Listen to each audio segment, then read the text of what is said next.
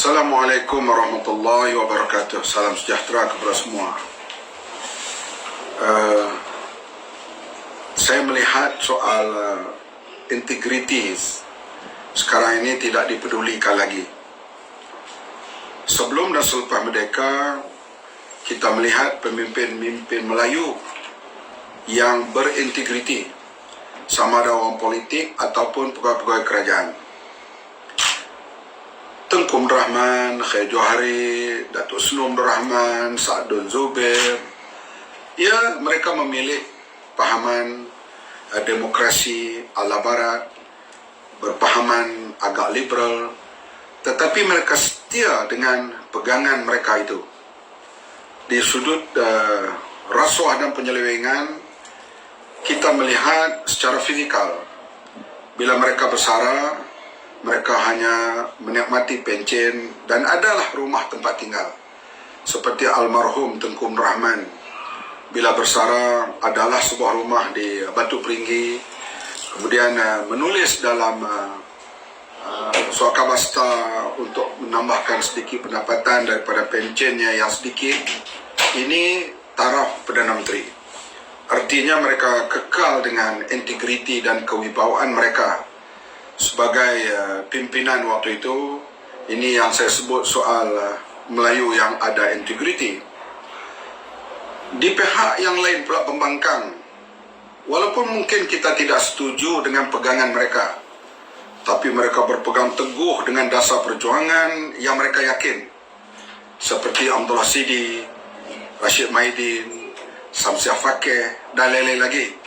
Mereka berpegang dengan perjuangan mereka itu sehinggalah perjanjian damai pada tahun 99. Barulah mereka mula balik ke Malaysia dan sebagainya. Artinya mereka pegang teguh dengan integriti yang mereka yakin, yang mereka pegang. Ini pemimpin-pemimpin Melayu, pada saya, pemimpin Melayu yang berwibawa. Sama ada di pihak Tengku Abdul Rahman, pimpinan UMNO, ataupun pihak penentang yang kita mungkin tidak setuju cara mereka, yang parti mereka diharamkan, tapi mereka istiqamah dengan pegangan mereka. Adapun parti-parti pembangkang yang lain banyak juga melahirkan pemimpin Melayu yang penuh dengan integriti. Parti Islam pula kita lihat bila nak membuat suatu perubahan, mereka berunding, berbincang melalui kongres dan sebagainya untuk membawa parti Islam menyertai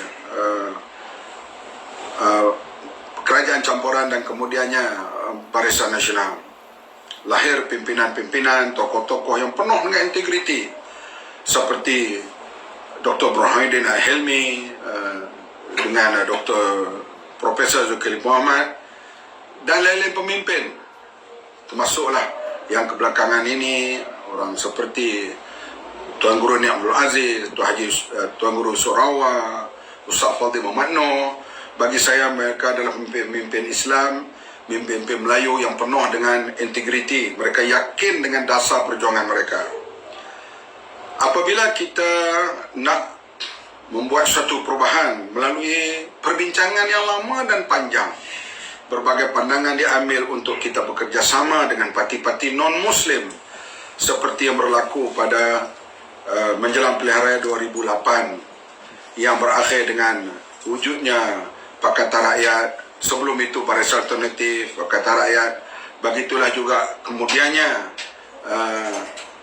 yang dipanggil Pakatan Harapan. Ia melalui perbincangan dan sebagainya.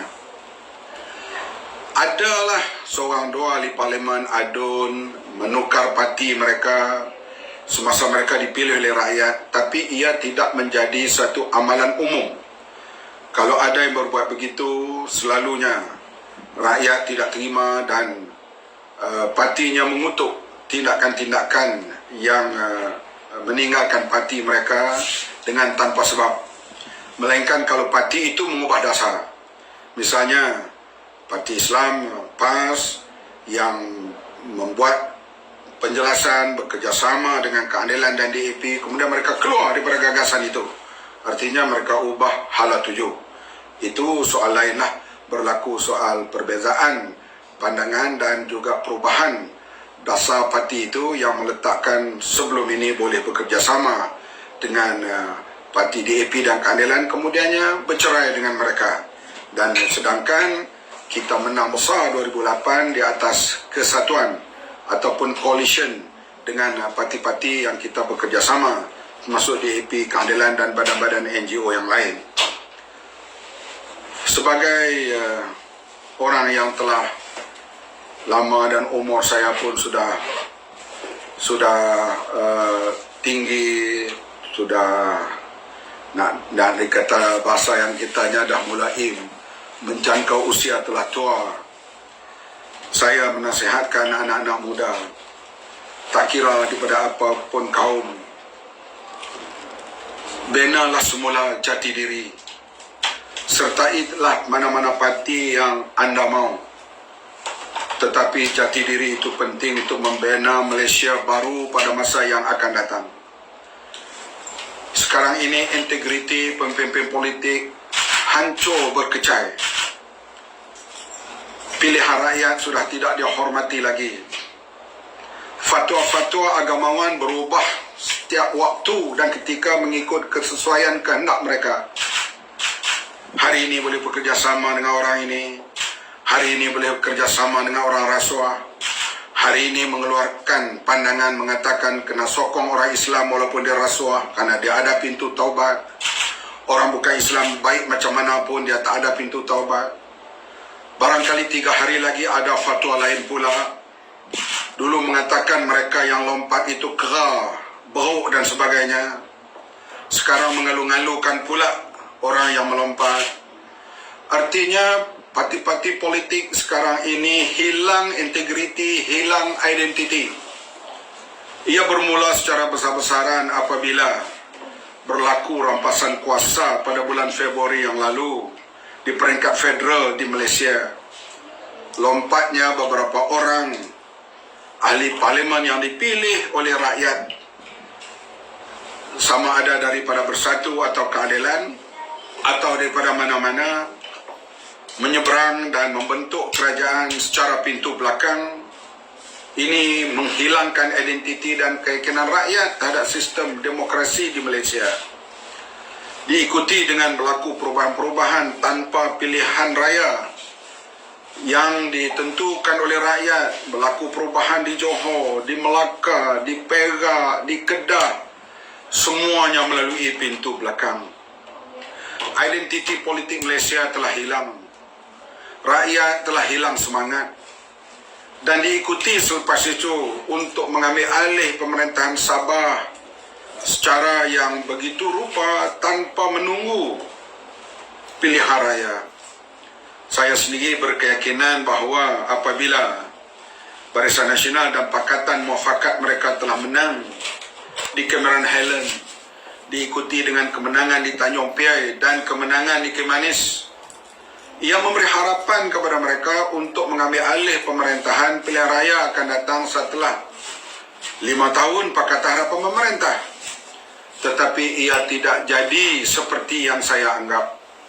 Mereka rampas kuasa di tengah jalan dan sekarang mereka menjadi masalah perpecahan. Kita pula kuasa yang dirampas itu masih merasakan bahawa satu penginayaan demokrasi dilakukan oleh mereka yang dipilih oleh rakyat secara sah melalui pilihan raya dan sekarang menjadi bahan pertikaian.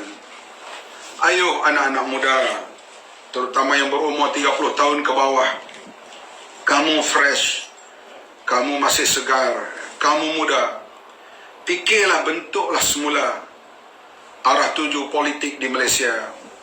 Integriti dan kewibawaan rakyat perlu ditegakkan kembali.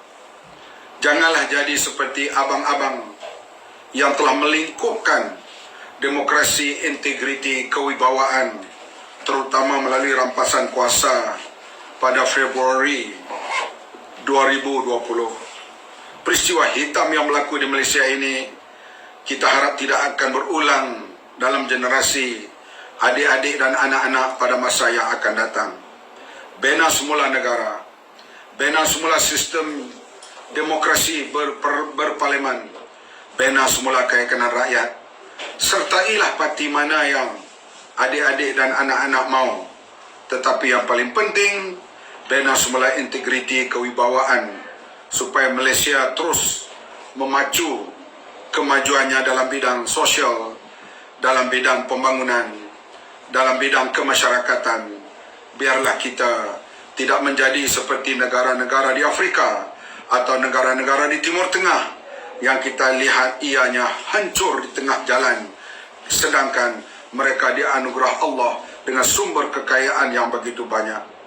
Sekian, selamat. Menimbulkan semula soal integriti, Melayu berwibawa, rakyat yang berwibawa, rakyat yang berintegriti, supaya kita dapat jelmakan semula Malaysia, tanah airku yang tercinta.